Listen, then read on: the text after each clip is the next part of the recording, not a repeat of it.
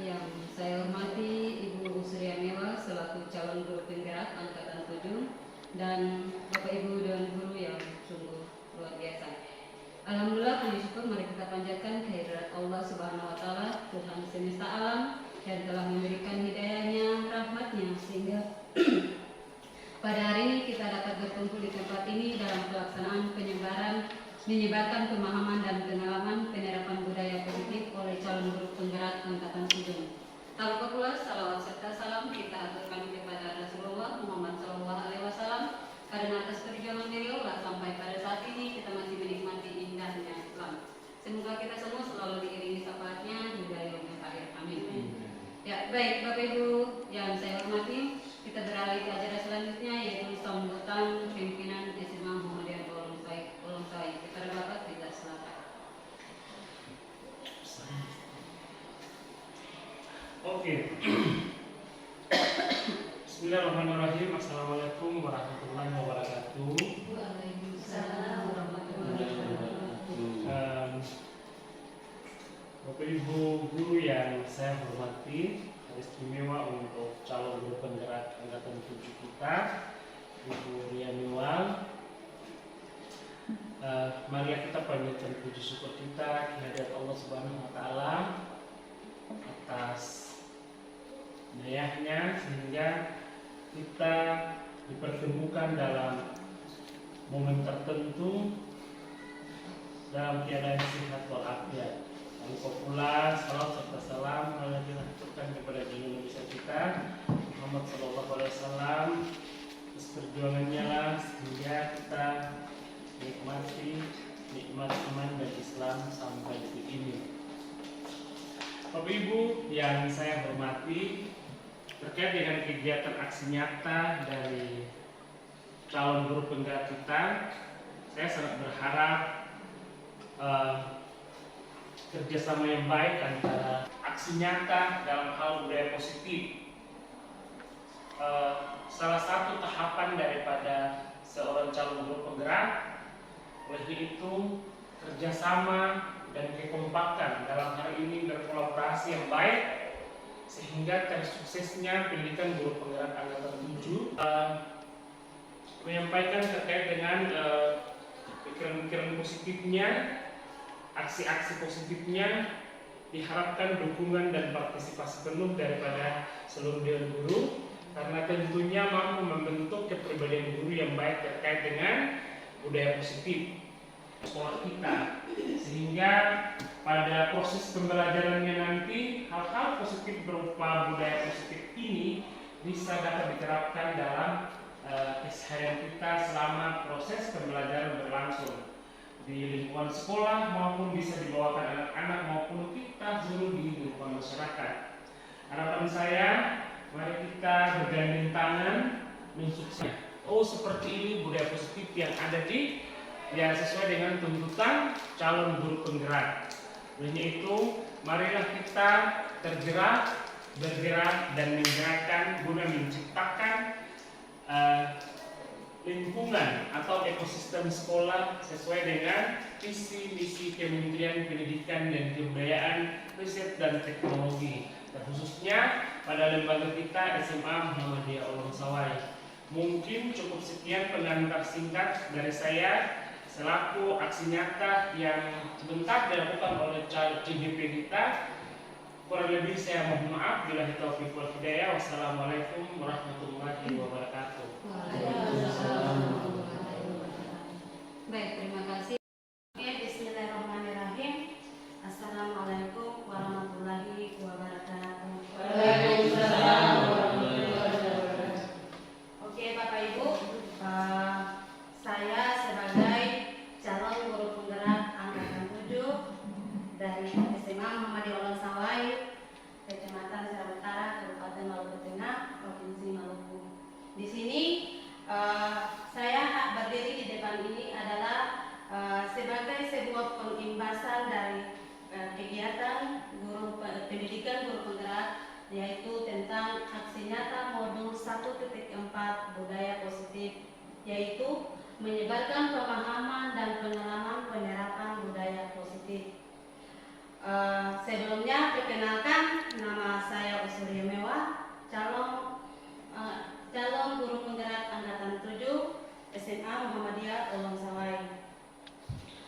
Bapak Ibu, di sini saya mengajak Bapak Ibu untuk bagaimana kita menyebarkan pemahaman pengalaman tentang penerapan budaya positif, yaitu tujuannya adalah bahwa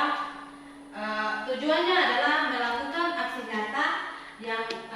nyata pada sekolah masing-masing yang sesuai dengan yang saya dapatkan di pendidikan guru penggerak. Yang kedua yaitu berbagi ilmu sedikit sesuai dengan apa yang saya dapatkan di guru penggerak. Dan Bapak Ibu, saya pikir apa yang saya dapatkan di guru penggerak ini hal-hal yang saya ketahui mengenai hal-hal yang baru tentang pendidikan, tentang kurikulum merdeka, tentang bagaimana kita menjadi pemimpin pembelajaran di dalam kelas, maupun bagaimana kita berbagi dengan Bapak Ibu guru.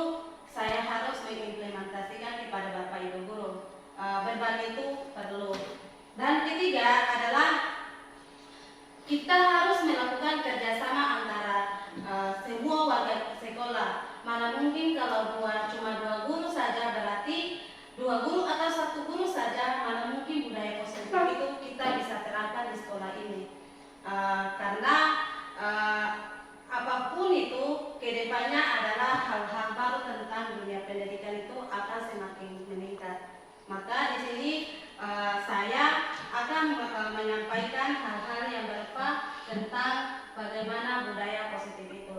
Nah, kemudian Bapak Ibu, di sini saya bukan menggurui, tapi bagaimana saya berbagi. Apapun itu, saya membuka tempat untuk Bapak Ibu guru menanyakan tentang hal-hal tentang kurikulum merdeka. Saya selalu siap, jangan pernah ada sekat di antara kita. Oke, mungkin itu Bapak Ibu guru.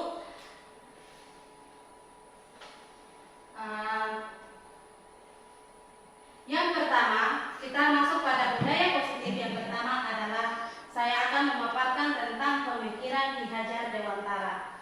Ki Hajar Dewantara mengatakan bahwa tujuan pendidikan adalah menuntut segala kekuatan kodrat yang ada pada anak-anak itu, agar mereka sebagai manusia dan anggota masyarakat dapat mencapai keselamatan dan kebahagiaan yang setinggi-tingginya. Oleh sebab itu, pendidikan hanya dapat menuntun atau hidup kodrat yang ada pada anak-anak dapat memperbaiki lakunya, bukan dasar hidupnya.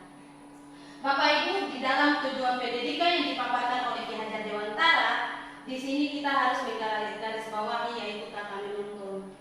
Bapak Ibu, kata menuntun adalah kata bagaimana kita mengantarkan anak itu, memotivasi anak itu, membimbing anak itu. Jadi menuntun itu bagaimana kita mengarahkan anak itu kepada hal-hal yang ada pada dirinya, apa bakat minatnya, apa yang disukainya. Itu adalah kata menuntun yang dipaparkan oleh Ki Hajar Dewantara, sesuai dengan kodrat anak itu dan disesuaikan dengan kodrat perkembangan zaman. Budaya positif yaitu budaya positif yang ada pada sekolah, yaitu nilai dan kebiasaan di sekolah yang berpihak pada murid agar mereka dapat berkembang menjadi pribadi yang kritis, penuh hormat, dan bertanggung jawab sesuai dengan profil pelajar Pancasila. Bapak Ibu, budaya-budaya positif itu misalnya kita menyuruh anak-anak kita memperbiasakan anak-anak bagaimana menjaga kebersihan. Terus bagaimana kita memperbiasakan anak-anak melakukan etika atau sopan santun. Datang ke sekolah salam, guru punya tangan, asal tidak lupa mengetahui kepada siswa bagaimana mengucapkan salam ketika bertemu dengan orang. Pokoknya ada banyak hal yang sesuai dengan budaya positif. Banyak budaya positif yang kita sudah lakukan di sekolah. Misalnya pada hari Jumat kita terus terapkan tentang pengembangan mental, yaitu membaca Yasinah setiap Jumat, dan itu kita sudah terus melakukan dan kita harus selalu melakukan agar kegiatan itu menjadi habit atau kebiasaan, dan itu akan membawa kita kepada hal-hal yang terbiasa. Oke Bapak Ibu. Kemudian di sini saya akan memaparkan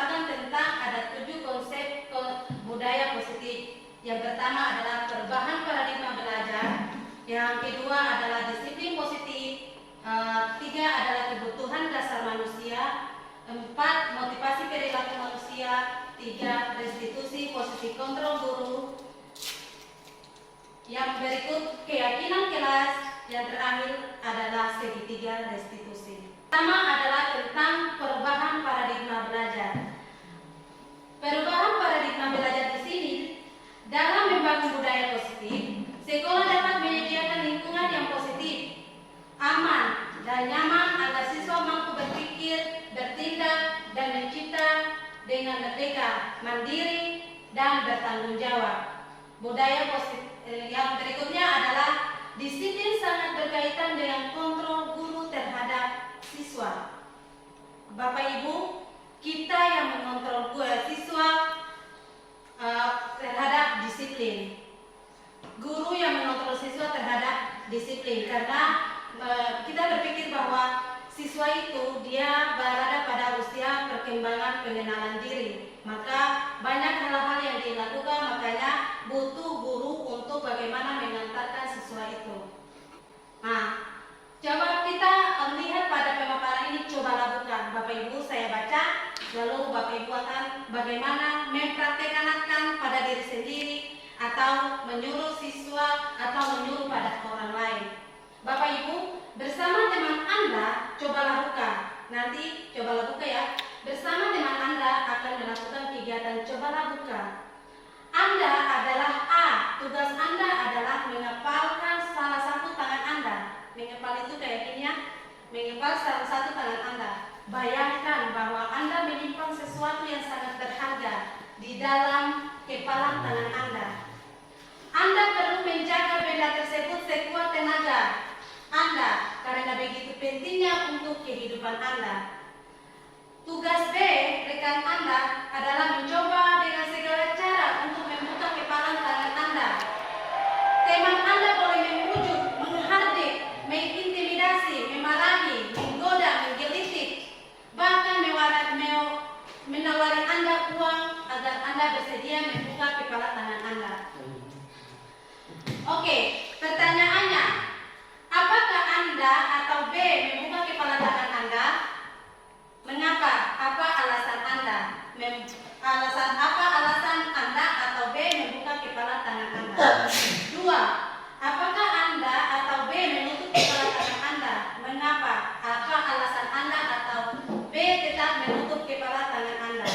Tiga, dalam kegiatan ini sesungguhnya siapa yang memegang kendali atau kontrol untuk membuka atau menutup kepala tangan Anda? Jadi Bapak Ibu, bayangkan ini kepala tangan Anda.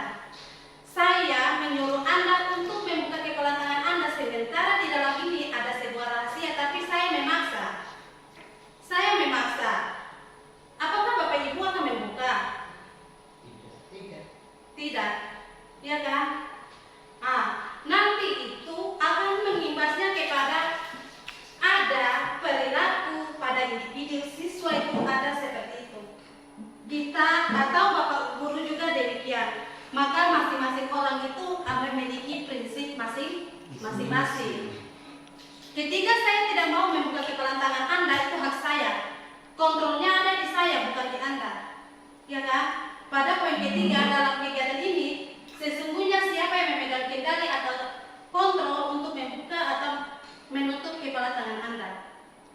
Dan itu nanti imbasnya kepada siswa dan kepada Bapak Ibu guru. Kalaupun nanti Anda apakah Anda membuka kepala tangan Anda? Mengapa alasan Anda B membuka kepala tangan Anda?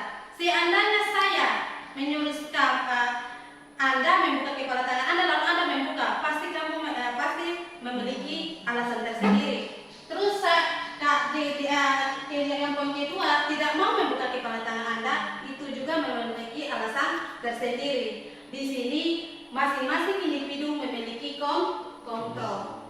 Memiliki kontrolnya Bapak. Oke. Teori kontrol menurut Dr. William Glasser.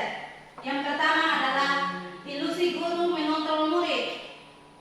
Pada dasarnya kita tidak dapat memaksa murid untuk berbuat sesuatu jikalau murid tersebut memilih untuk tidak melakukannya. Walaupun tampaknya guru sedang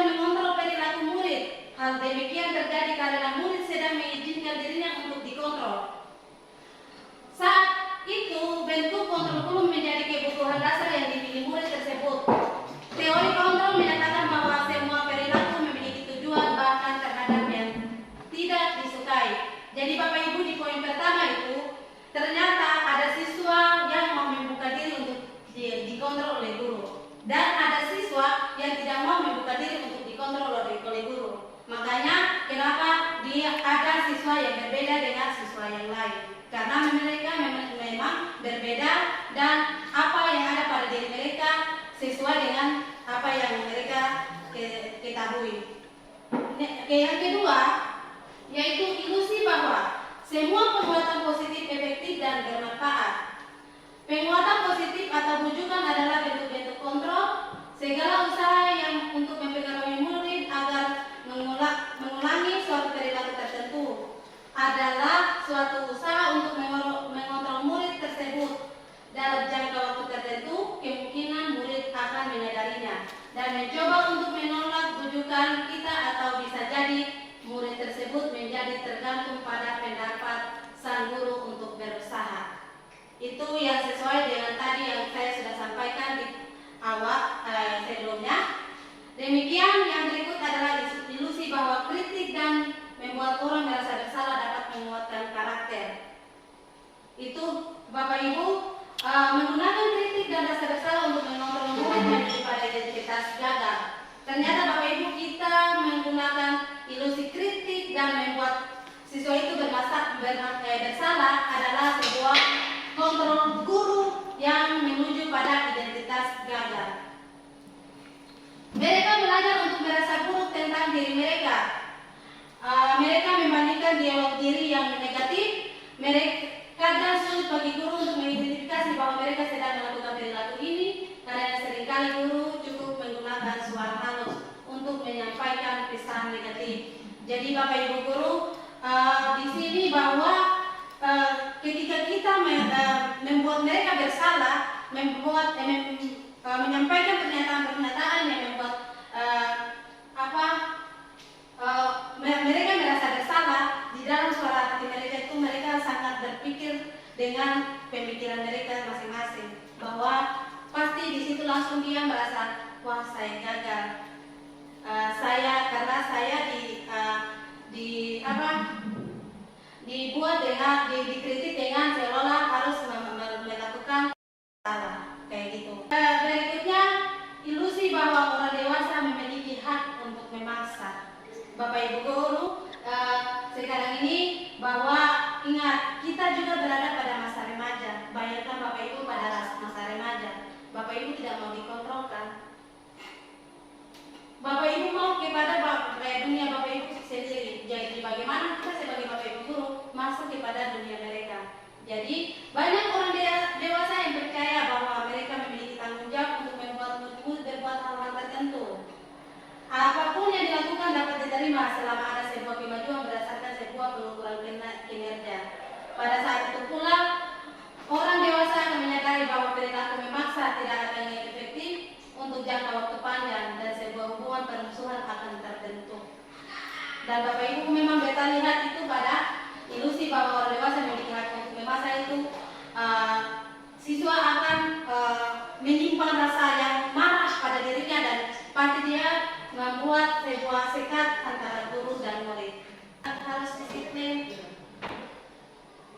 Lalu apa itu disiplin? Mematuhi semua aturan. Ada lagi? Bapak Ibu selama ini menerapkan kata disiplin. Lalu apa itu disiplin? Disiplin berasal dari bahasa Latin, yaitu disiplin. Juga berasal dari akar kata yang sama dengan disiplin atau murid pengikut. Untuk menjadi seorang murid atau pengikut, seorang harus paham betul alasan mengapa mereka mengikuti suatu aliran tertentu. Atau ajaran untuk termotivasi yang terbangun adalah motivasi intrinsik, bukan ekstrinsik. Jadi motivasi di dalam diri, bukan di luar diri. Terkadang disiplin diartikan sebagai suatu hukuman. Terkadang disiplin itu diartikan sebagai suatu hukuman. Disiplin diri dapat membuat seseorang menggali potensinya menuju kepada sebuah tujuan, sesuatu yang dihargai dan bermanfaat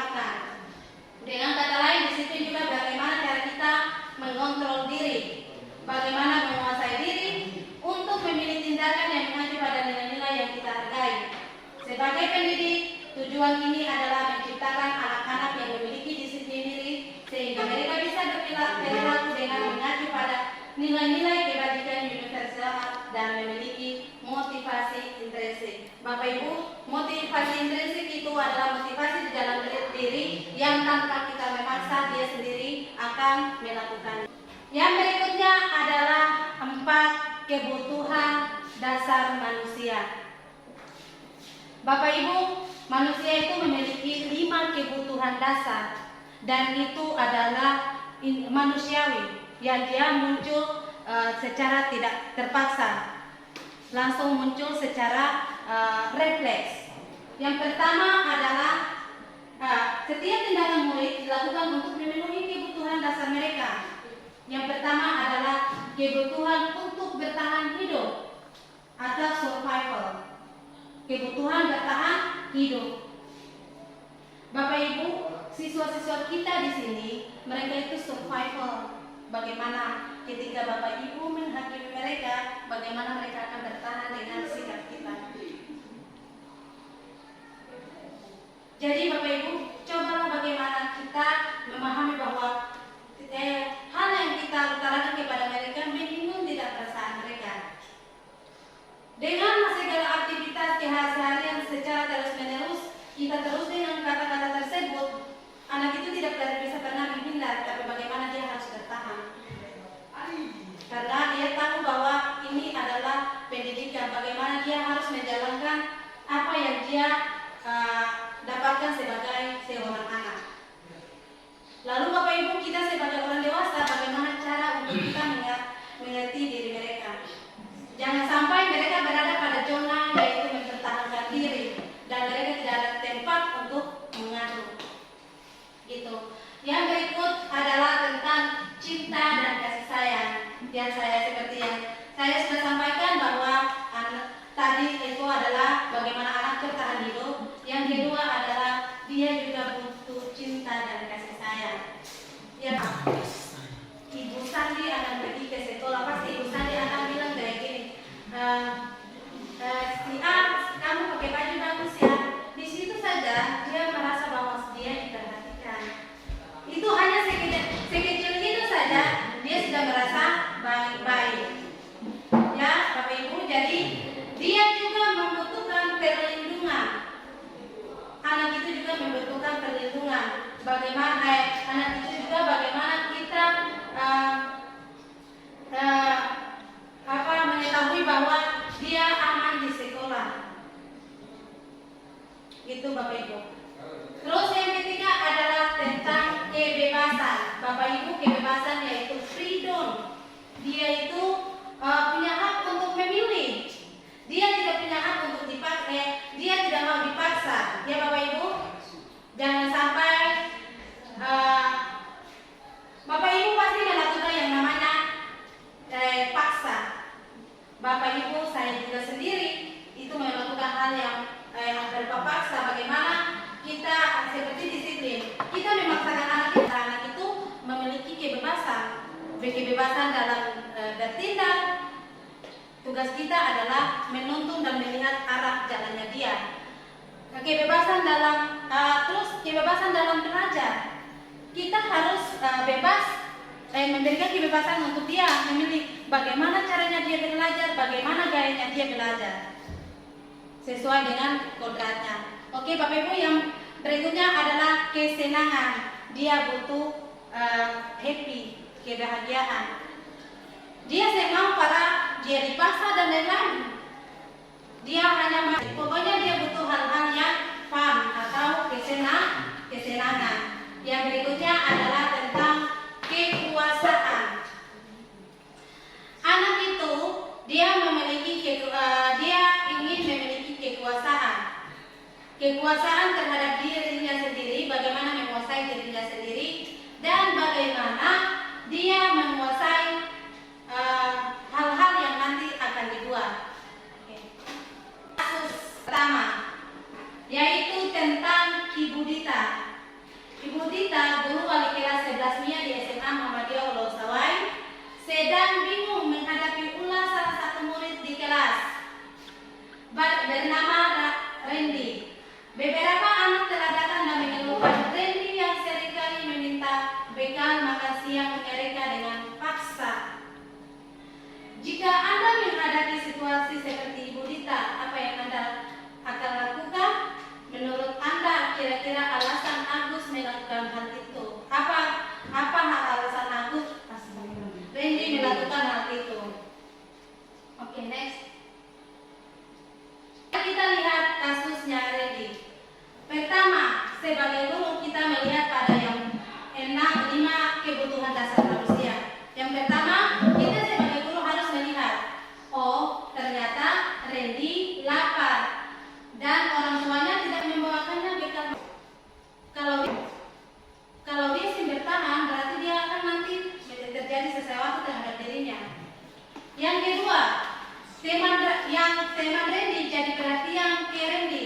Berarti di sini memunculkan rasanya kasih sayang.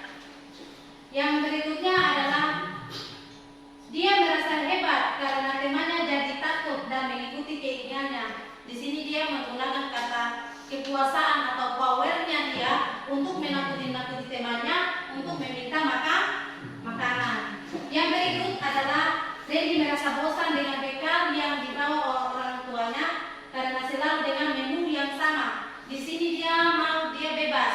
Setiap hari di sekolah harus makanan yang berbeda-beda, tapi dia punya orang tua karena tidak punya ekonomi rendah, makanya makanannya hanya itu saja.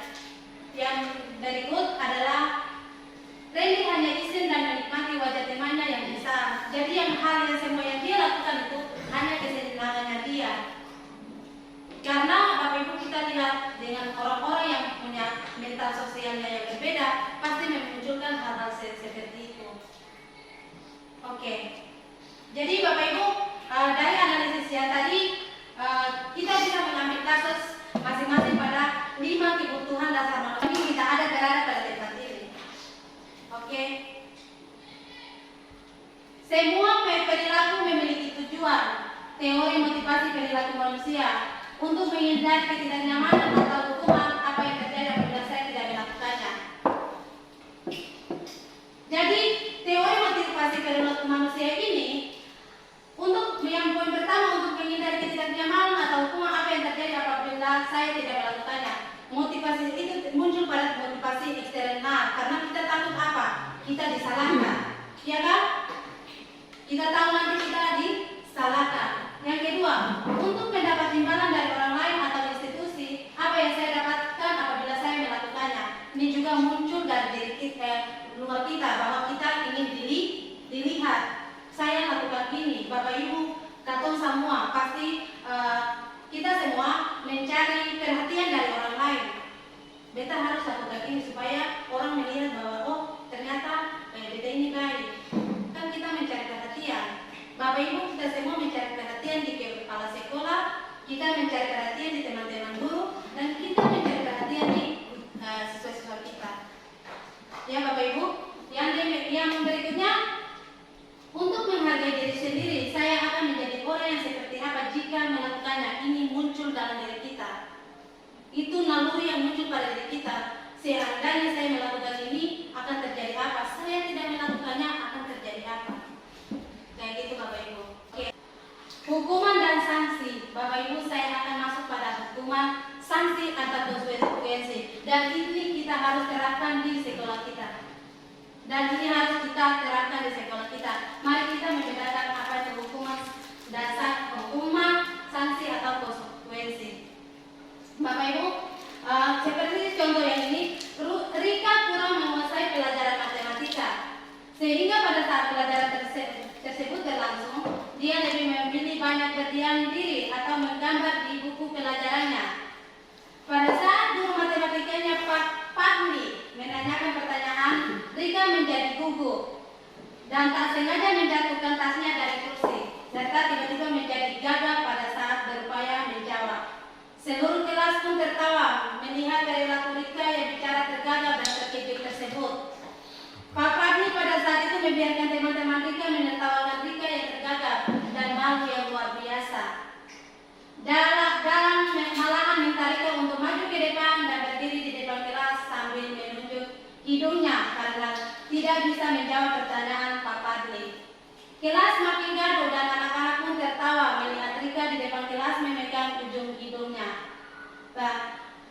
Satu, apakah Anda setuju dengan tindakan Pak Padli terhadap Rika? Bapak Ibu Guru? Tidak. Kenapa? Karena secara langsung Ibu Papali telah membunuh karakter Rika pada status Iya. dan tidak dan Rika tidak saat itu Rika tidak mampu menjawab pertanyaan dari Bapak. Makanya dari situ rasa ingin tahu dari Rika dengan sendirinya akan hilang. Ya. Oke. Yang kedua, menurut Anda tindakan Pak Padli terhadap Rika adalah sebuah hukuman atau konsekuensi? Menurut Anda tindakan Pak Padli terhadap Rika adalah sebuah hukuman atau konsekuensi? Bapak Ibu, Rika maju di depan kelas ya.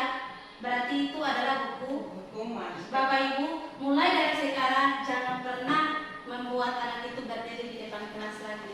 Kalaupun dia berdiri di depan kelas, itu sebagai dia lagi melakukan proses pembelajaran, tak seperti menerangkan sebuah materi dan lain-lain. Tapi untuk mempermalukan mempermalukan anak-anak kita di depan kelas, mulai dari hari ini dan saya juga sudah mulai menerapkannya, tidak menghadirkan anak di depan kelas lagi.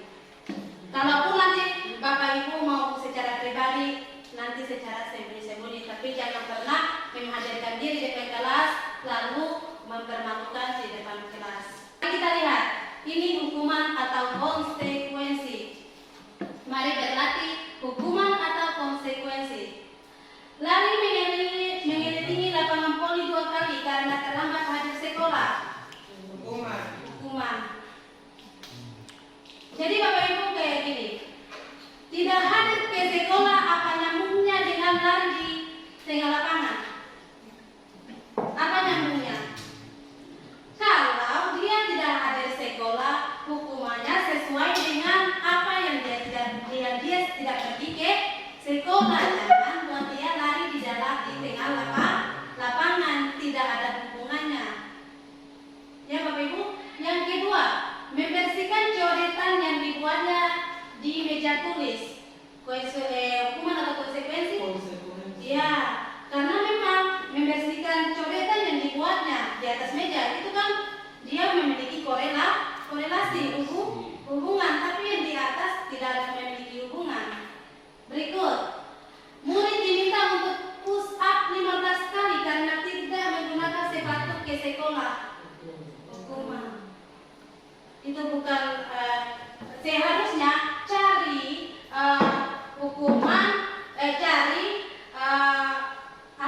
sanksi yang sesuai dengan dia tidak menggunakan sepatu. Gitu. Terus next, menggantikan kertas tugas teman yang telah dicoret-coret. Konsekuensi. Ada saling korelasi ya, karena menggantikan kertas yang dia sendiri coret, ya kan? Oke, yang berikutnya adalah berjemur di lapangan voli pukul 12 siang karena mengobrol dengan teman. Tidak ada hubungan ya. Jadi Bapak Ibu, mulai hari ini kita harus membuat sesuatu itu jangan hukuman, tapi harus melakukan dengan konsekuensi. Next yang berikutnya, berdiri di depan kelas sambil mengangkat kaki satu karena tidak menjawab pertanyaan. Seharusnya Bapak Ibu bikin sanksinya adalah yang berhubungan dengan dia yang tidak menjawab pertanyaan. Misalnya lipatkan lagi pertanyaan berikut, misalnya dari satu pertanyaan dia tidak bisa jawab agar datang menjadi 5, ya kan? Berarti itu dia masuk pada konsekuensi. Misalnya dia tidak masuk dengan salaman, ya konsekuensinya adalah apa? Dia harus ke kantor berikan salam ke semua guru-guru. Kadang kan itu konsekuensi. Tapi jangan dia memberikan salam Bapak Ibu bikin dia push up di tengah lapangan. Gitu. Oke, next yang berikutnya adalah murid disuruh mencuci WC karena datang terlambat sekolah. Ya Bapak Ibu, itu bukan tapi adalah hukuman. Dan Bapak Ibu dari sini mulailah kita menerapkan ya, yaitu konsekuensi sanksi yang berhubungan dengan hal yang diperbuat oleh anak. Jangan berupa hukuman. Oke, next. Nomor berikutnya 5 tentang restitusi posisi kontrol guru. Di sini posisi kontrol guru adalah yang pertama adalah penghukum, membuat orang merasa bersalah, teman, monitor pemantau, dan manajer. Kira-kira nanti Bapak Ibu ada di posisi orang yang di posisi yang mana? Posisi kontrol itu guru berbuat, guru berkata, hasil kaitan dengan dunia berkualitas, murid berkata, dampak murid, penghukum, guru jadi penghukum, menghati, menunjuk, menyakiti, menyindir, itu penghukum. Kamu, kalau guru dia berkata tuh, kalau kamu tidak melakukannya, awas ya, rasakan. Apakah Bapak Ibu kayak gitu? Saya pun juga demikian, tapi saya akan berlatih untuk bagaimana menghilangkan kata-kata tersebut. Terus hasilnya anak itu pasti dia memberontak, menyalahkan orang lain dan terus berbohong. Kaitannya dengan dunia berkualitas, murid meletakkan guru di luar dunia berkualitas. Bayangkan kalau kau sudah menghukum domba gitu, pasti dong kau punya tempat di tempat lain. Dong sentara tempat, dong punya tempat di tempat mati, tapi taruh di tempat lain. Terus berikutnya murid nanti dia berkata lagi, biarkan saja, nanti juga marah-marah lagi. Pasti nanti dia bilang kayak begitu, biarkan saja, pasti nanti dia akan marah-marah lagi. Yang berikut, dampak pada murid, mengulangi kesalahannya sama. Next, terus yang nanti guru menjadi orang yang membuat merasa bersalah, berceramah dan mengatakan seharusnya ibu kecewa, terus pasti kamu seharusnya sudah tahu, ibu lelah sekali mengatakannya, ibu stres, ya kan? Pasti ibu lagi bilang membunyikan, menyangkal, berbohong. Hasilnya pasti dong menyembunyikan, menyangkal, berbohong. Bapak Ibu tahu kan anak karakter anak kita? Nah, terus kaitan dengan dunia luar, pada posisi membuat orang bersalah adalah murid masih meletakkan guru dalam dunia berkualitas. Oh, ini masih positif ya. Terus nanti murid berkata, maafkan saya. Terus nanti lagi dampak pada murid adalah merasa rendah diri. Nanti murid itu dengan secara tidak langsung dia merasa rendah diri. Terus teman, kalau teman pasti di sini membuatkan alasan-alasan untuk muridnya, iya kan?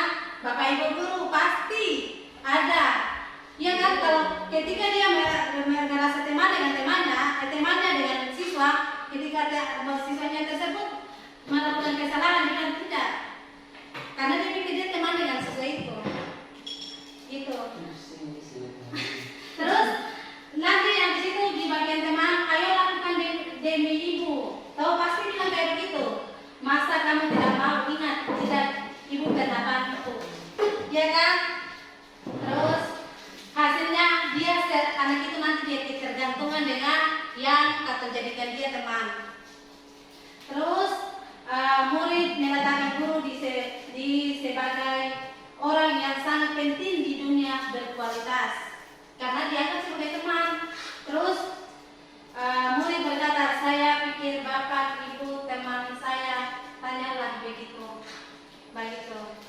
Jadi yang berikutnya, dampak pada murid lemah, tidak berdiri tapi terus tergantung. Oke, di pemantau, menghitung dan mengukur. Nanti guru itu sebagai menghitung dan mengukur. Terus nanti di guru berkata apa peraturannya. Jadi nanti kalau Bapak Ibu sebagai pemantau anak, itu pasti Bapak Ibu bilang, nanti Ibu akan melihat kalian apa ukurannya buat kalian, apa ukurannya buat ibu. Pasti kan Bapak Ibu kayak dia bilang kayak seperti itu. Ada guru-guru seperti itu. Terus menyesuaikan diri bila diawasi. Terus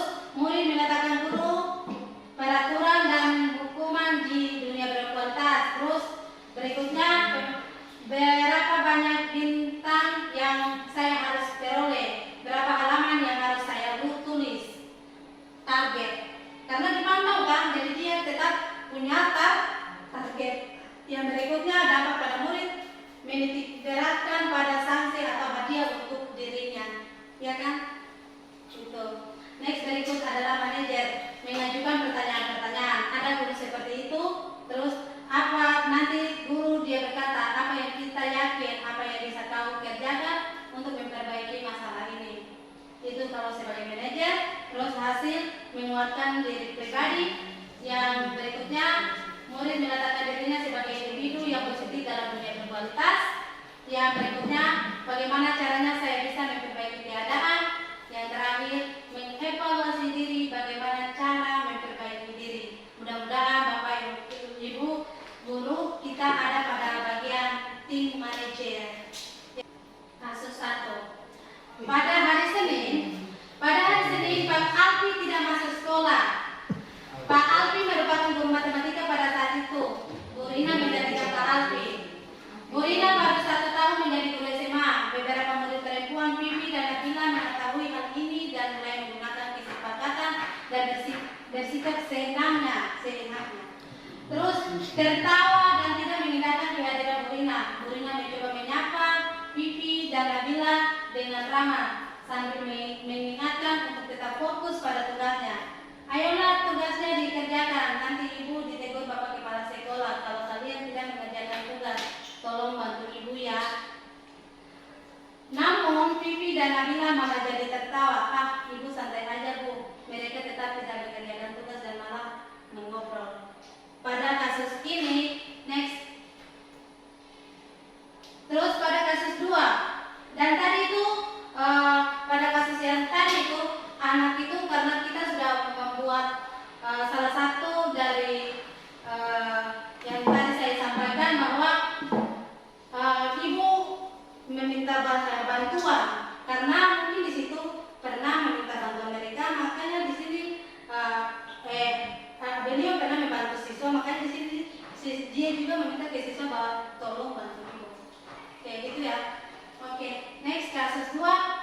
Anto dan Dino bermain bersama di lapangan voli dan tiba-tiba terlibat dalam sebuah pertengkaran adu mulut. Dino pun menjadi emosi dan mengadakan kontak fisik, menarik ke meja Anto dengan keras sampai 3 kakinya terlepas. Pada saat itu guru pikir langsung melarang mereka dan membawa mereka ke ruang kepala sekolah. Ibu Suti sebagai kepala sekolah berupaya mengenalkan keduanya, terutama Dino. Dino, sepertinya kamu saat ini sedang marah sekali. Mendengarkan itu, Dino pun mengalir berceritanya tentang kesalahan hatinya. Ibu Suti melanjutkan bahwa perbuatan kesalahan adalah hal yang manusiawi dan bahwa mempertahankan diri adalah hal yang penting. Namun meminta Dino memikirkan cara lain yang mungkin lebih efektif karena saat ini Dino berada di ruang kepala sekolah. Ibu Suti melanjutkan bertanya tentang keyakinan sekolah yang disepakati Pak, serta apa Dino bersedia memperbaiki kesalahan yang telah dilakukan terhadap Anto. Dino pun akhirnya perlahan mengaku. Kemudian Ibu Suti balik bertanya kepada Anto hal apa yang bisa dilakukan Dino untuk memperbaiki masalah. Anto menjawab, saya perlu kancing saya diperbaiki Bu. Ibu, saya sangat marah kalau melihat kancing baju saya sampai copot 3 kancing begini. Ibu Suti pun kembali bertanya ke Dino, apakah yang dilakukan untuk menggantikan 3 kancing Anto yang terlepas. Jadi di sini adalah Ibu Suti meminta Dino untuk menggantikan kancingnya Anto.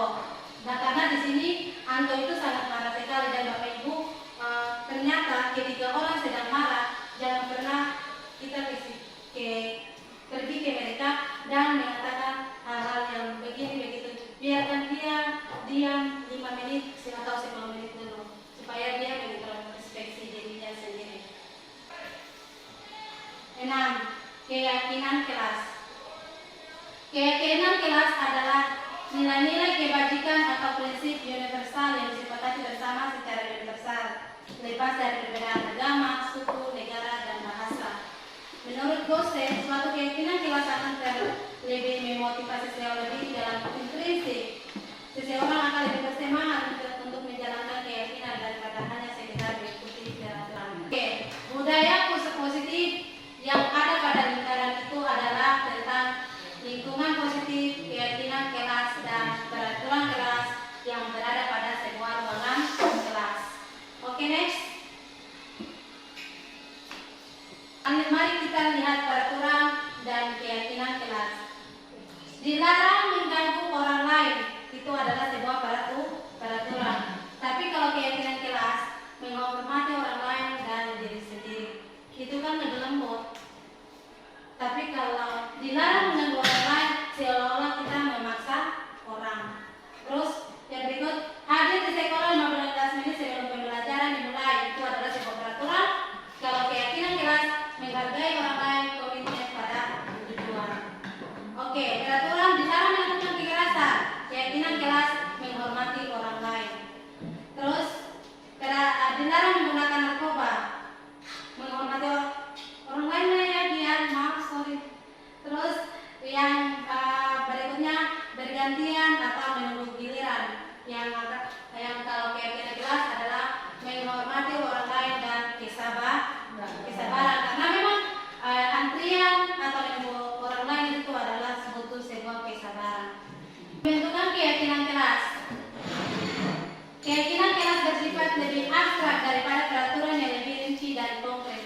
Jadi memang keyakinan kelas itu abstrak, dia tidak terlihat tapi dia muncul tersendiri. Terus keyakinan kelas berupa pernyataan universal. Berikutnya pernyataan keyakinan kelas dibuat dalam bentuk positif.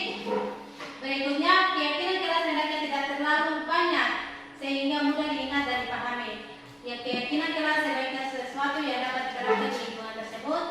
Yang berikutnya semua warga kelas ikut berkontribusi dalam pembuatan keyakinan kelas lewat kegiatan curah pendapat. Yang berikutnya bersedia meninjau kembali keyakinan kelas dari waktu ke waktu. Jadi Bapak Ibu di sini kita mau di sini saya akan bagaimana berbagi tentang keyakinan kelas ini, bahwa ketika jadi keyakinan kelas ini yang seperti dulu Bapak Ibu sudah lakukan. Saya yakin Bapak Ibu itu lakukan bahwa setiap pada awal pembelajaran atau awal aktivitas pasti kita ada membuat sebuah peraturan, yaitu bahwa kita harus menjaga kebersihan, kita harus hadir tepat waktu.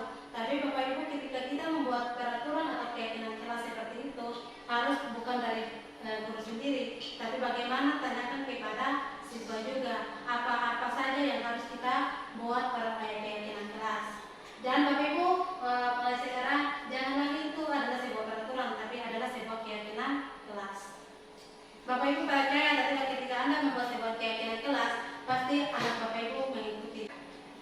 Inilah dokumentasi sosialisasi keyakinan kelas. Bapak Ibu mohon maaf, di belakang itu yang saya tulis adalah keyakinan kelas, dan di kertas sticky note itu adalah peraturan-peraturan yang saya sudah buat dan saya tempelkan di lembar buku mereka secara masing-masing. Itu, dan ada banyak peraturan yang ada di situ. Peraturan itu saya buat antara mereka dengan saya, dan itu dibuat atas pendapat mereka dan pendapat saya. Jadi saling berkolaborasi. Oke. Yang terakhir adalah tentang segitiga restitusi.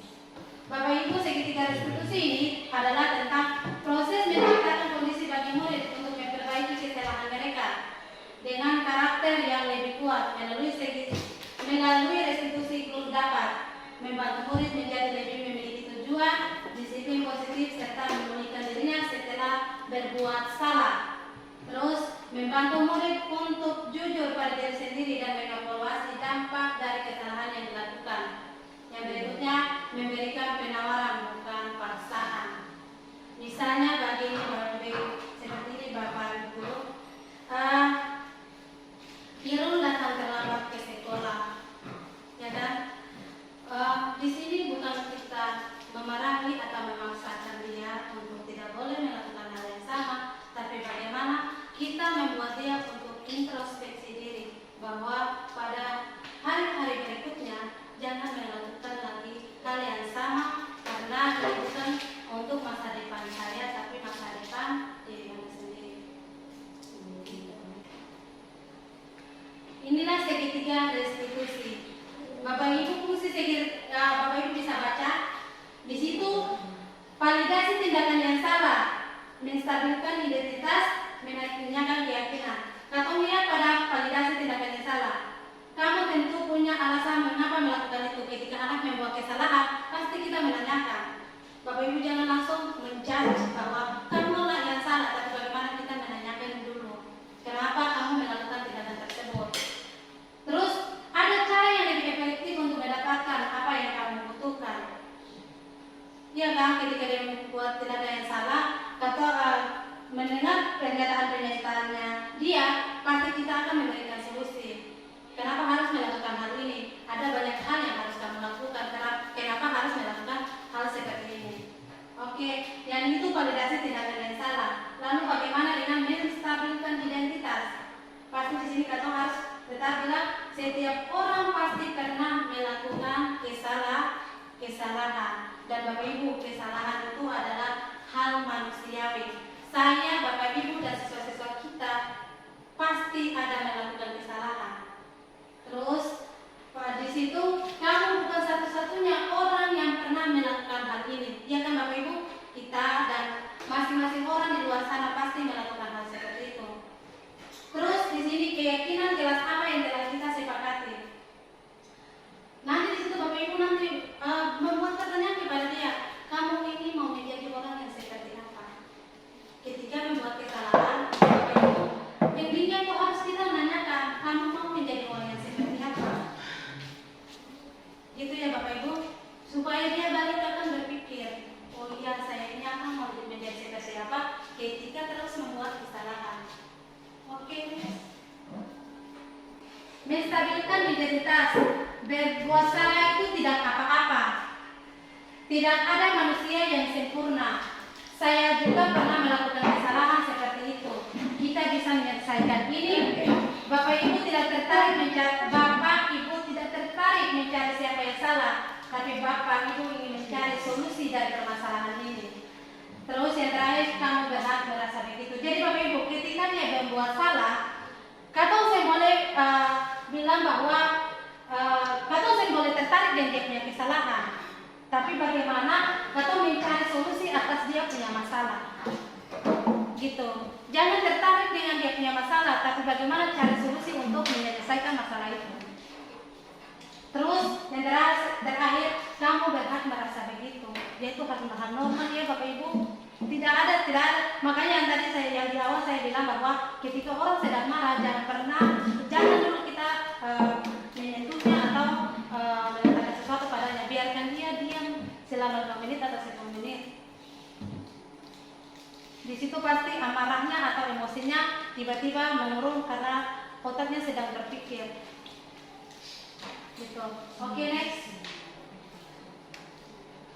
2. Validasi tindakan yang salah. Kamu pasti punya alasan dan mengapa melakukan hal itu. Yang berikutnya, kamu patut bangga kepada dirimu sendiri karena kamu telah melindungi sesuatu yang penting buatmu. Jadi Bapak Ibu, coba ambil saja kepada Bapak Ibu sendiri. Ketika pada saat itu Bapak Ibu marah, ada hal-hal yang Bapak Ibu pertahankan, ya kan Bapak Ibu? Dan di situ pada poin terakhir bahwa kamu patut bangga. Terus menanyakan keyakinan, apa yang kita percaya sebagai kelas atau keluarga, apa nilai-nilai umum yang kita telah sepakati, apa bayangan kita tentang kelas yang ideal.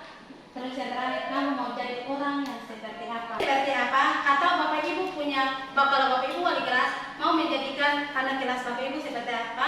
Terus kalau Bapak Ibu adalah guru mata pelajaran, Bapak Ibu mau anak Bapak Ibu tuh di pelajaran Bapak Ibu itu seperti apa? Itu Bapak Ibu. Tapi kalau Bapak Ibu harus sudah membuat keyakinan kelas buat mereka supaya mereka mematuhi hal-hal apabila melewati berarti mereka akan balik untuk mengintrospeksi diri. Oke, next. Thank you. Guru Penggerak Indonesia Maju. Bapak Ibu,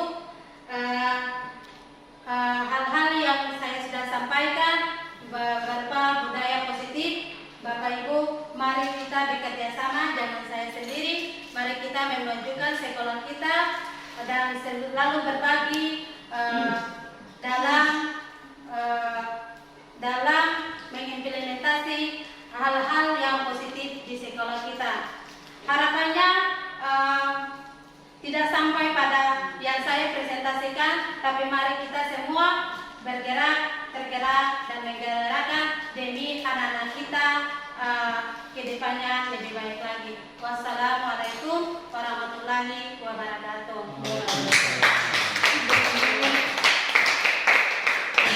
Baik Bapak Ibu Dewan Guru yang saya hormati, tadi merupakan pemaparan materi mengenai penyebaran pemahaman dan pengalaman Baik Bapak Ibu, apabila ada pertanyaan, saran, kritik atau apapun itu dipersilakan. Oke. Assalamualaikum warahmatullahi wabarakatuh. Waalaikumsalam. Saya langsung saja ke pertanyaannya. Dari tadi penjelasan Ibu tentang guru dan siswa. Di sini saya mau tanyakan bagaimana peran guru penggerak dalam menularkan kebiasaan baik kepada guru lain dalam membangun budaya positif di sekolah. Mungkin kita bisa menularkan ke sekolah lain. Terima kasih. Jadi Bapak Ibu, peran guru penggerak paling pentingnya adalah bagaimana dia berbagi dan melakukan hal positif kepada seluruh warga sekolah. Bapak Ibu, seluruh warga sekolah di sini, murid, siswa, kepala sekolah, dan orang tua yang diwakili oleh komite sekolah. Jadi di sini kita harus peran kepada seluruh warga sekolah dan yang ada di sekitar sekolah.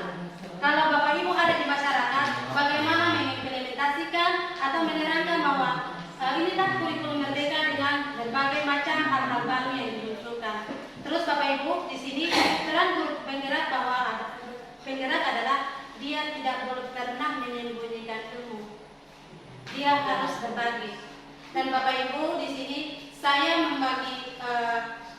membuka ruang untuk Bapak Ibu bertanya apapun itu. Kalaupun saya bisa menjawab, kalau saya tidak bisa menjawab, ayo kita belajar bersama-sama dulu. Oke, mungkin sekian Bapak Fadli. Iya, terima kasih. Ya. Tiga. Assalamualaikum warahmatullahi wabarakatuh. Terima kasih atas waktunya. Di sini mungkin saya lebih tertarik ke teori kontrol guru. Nah di situ tadi ada sempat seakan-akan bertabrakan antara teori kontrol guru sama kebutuhan dasar manusia. Salah satunya bertahan hidup. Di kebutuhan dasar manusia itu bertahan hidup dengan cara yang tadi kasusnya dia mengambil makanan orang lain. Itu bertahan hidup ini. Nah, sedangkan lalu bagaimana caranya kontrol guru di situ? Kok guru tahu bahwa apa yang dia lakukan itu salah? Bagaimana caranya dia mengontrol siswa itu? Dengan cara apa dia melakukan?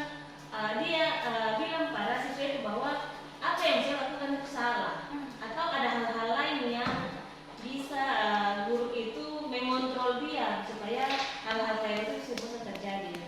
Mungkin itu salah satunya, kurang lebihnya saya mohon penjelasan dari Ibu. Terima kasih. Oke.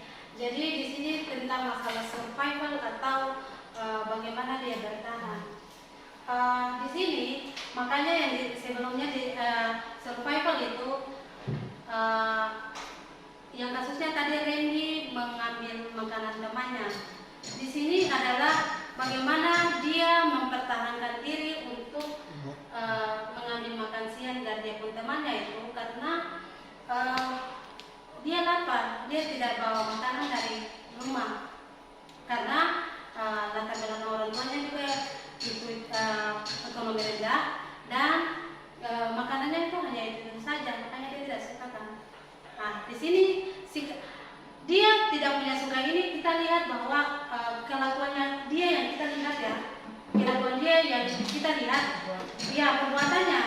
Nah di sini posisi kontrol guru adalah kita harus sudah memiliki 3-5 dasar kebutuhan manusia. Dari segi mananya yang kita mau ambil? Misalnya survival, kasih sayang atau belonging, power, freedom atau fun. Di situ kita mau ambilnya yang mana? Kalau kita sebagai guru di sini kalau di bagian survival karena mungkin dia lapar, dia tidak dibawa makanan oleh anaknya.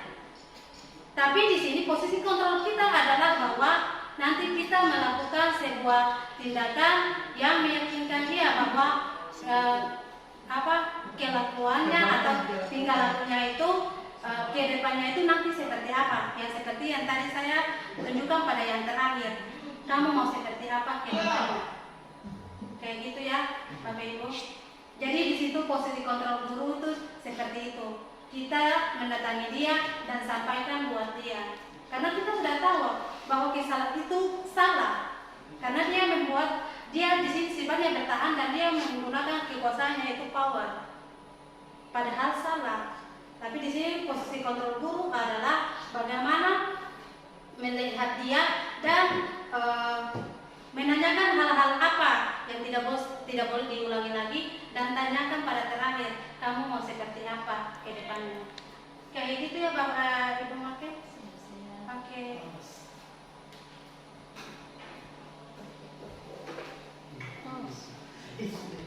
Oke. Ya, baik Bapak Ibu dan guru yang saya hormati, mungkin sampai di sini pertemuan kita pada aksi nyata ini. Sampai jumpa di aksi nyata berikutnya. Untuk itu kurang dan lebihnya kami mohon maaf. Fastabiqul khairat wa billahi taufiq wal hidayah. Wassalamualaikum warahmatullahi wabarakatuh.